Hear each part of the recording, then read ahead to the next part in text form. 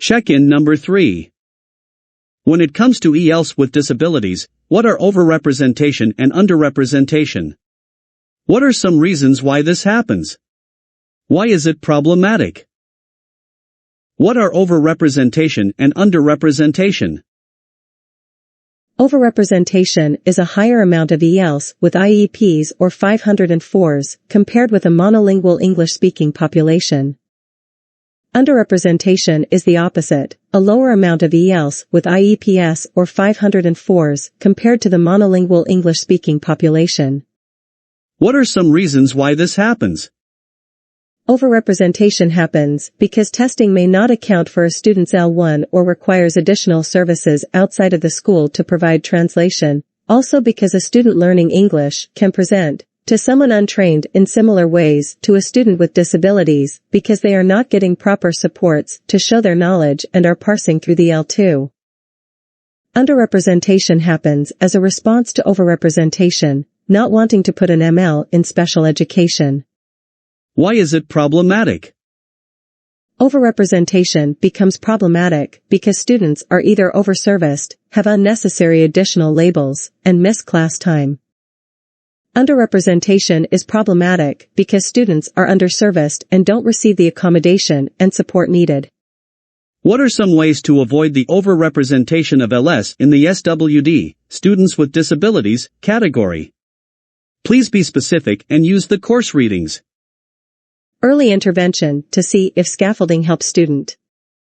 Strategies and accommodations such as extra time, focus on vocabulary, practicing pronunciation. Verify if student has the same problems in L1 language as L2. Consult someone on special education background and ESL background, need both perspectives. Team working together to figure out if it's disability or language barrier. Have the team members compare if the patterns align with language acquisition or learning disability. Based on the Kangas, 2014, research, please answer the following questions. How are ESL and disability-related services being rendered to ELs with disabilities? Why is it problematic? There is an absence of proper training for the teachers. The disability-related services were delivered at the expense of EL-related services due to scheduling conflicts between any other services the child has, the time available, and provider travel. This was very frustrating for all involved, especially the child who can be tired after such a long, extensive day, which contributes to their performance/engagement level. Overrepresentation and underrepresentation, which causes a disproportionately representation in special education for ELs. Why is it problematic?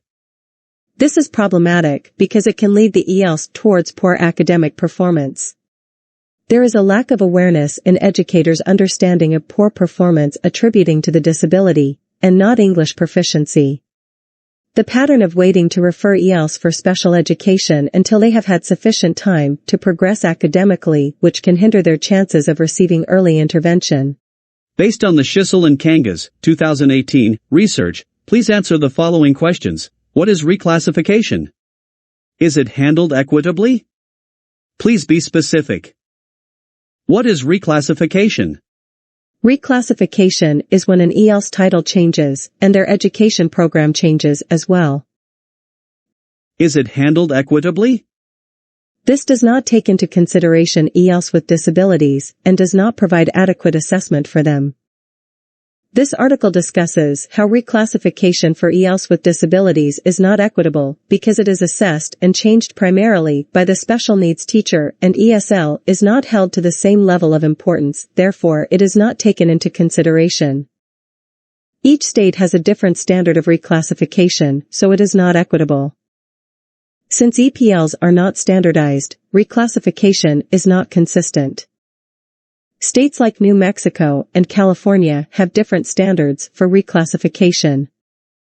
California had more components of their process, but the lead of the team was the special education teacher. Once you are classified as an ELs with a special needs, you will always be classified as a student with special needs.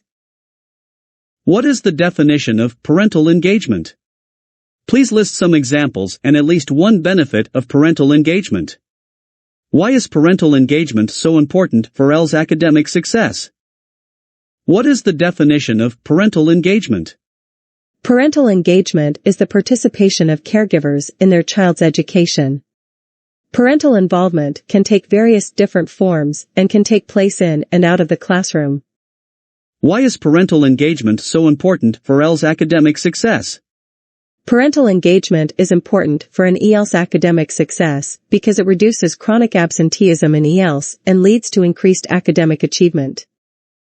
Examples: volunteering in the classroom / to help out with school activities, attending parent-teacher conferences, attending school functions, helping with homework / tutoring at home, serving as advocates for the school, being part of the decision-making process for the education of their child / the community.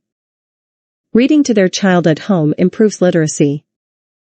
Benefits: decreased chronic absenteeism, improved literacy, increased academic achievement, stronger child-parent relationship, stronger parent-teacher relationships. What are some factors that can hinder parental engagement? Language barriers. Afraid of participating in events because they believe their English isn't good enough. Afraid of participating in events because no one else speaks their language. Different cultural perspectives on participating in their child's education. Parents may not expect to hear from the teacher unless there is a problem at school. Time constraints. Parents' education / previous experience with schooling. Immigration status. How can parental engagement be improved? Ways that parents can get involved. When the school provides translators. Regular communication from the teacher. When the teacher involves the L1 in the classroom, and it gets parents involved. Flyers translated into the parents' L1. What is advocacy? What are some of the advocacy types? Is it the teacher's responsibility to advocate for ELs? It is the teacher's responsibility to advocate for ELs. Parents might not know their rights. Teachers should advocate and inform the parents of their children's rights. Other teachers in the school might not know how to support ELs, so you might have to advocate for them. There might need to be a change in the system, so teachers might need to advocate. Harklau, 2013, examined inhibiting and facilitating factors for pursuing post-secondary education. The author interviewed a young Latina woman, Izzy. In general, what are some of the inhibiting and facilitating factors for pursuing a college degree? Why did Izzy decide not to go to college? In general, what are some of the inhibiting and facilitating factors for pursuing a college degree? Inhibiting factors. Family's low educational background / not having family members who attended college. Decreased knowledge of the process. Teen pregnancy. Enrollment in underfunded / poor-performing schools. Lack of support for attending college from high school educators. Chronic health issues. Family responsibilities, taking care of siblings, working while in school, etc. Less likely to participate in extracurricular activities. Facilitating factors. Having good role models. Sense of agency. High levels of motivation and optimism. Strength of social network in school. Family support. Level of English proficiency / degree of bilingualism. Why did Izzy decide not to go to college? Wanted to work and earn her own money so she could contribute to the family expenses / buy her own things. If she went to college, she would have had to live at home. Less freedom / independence.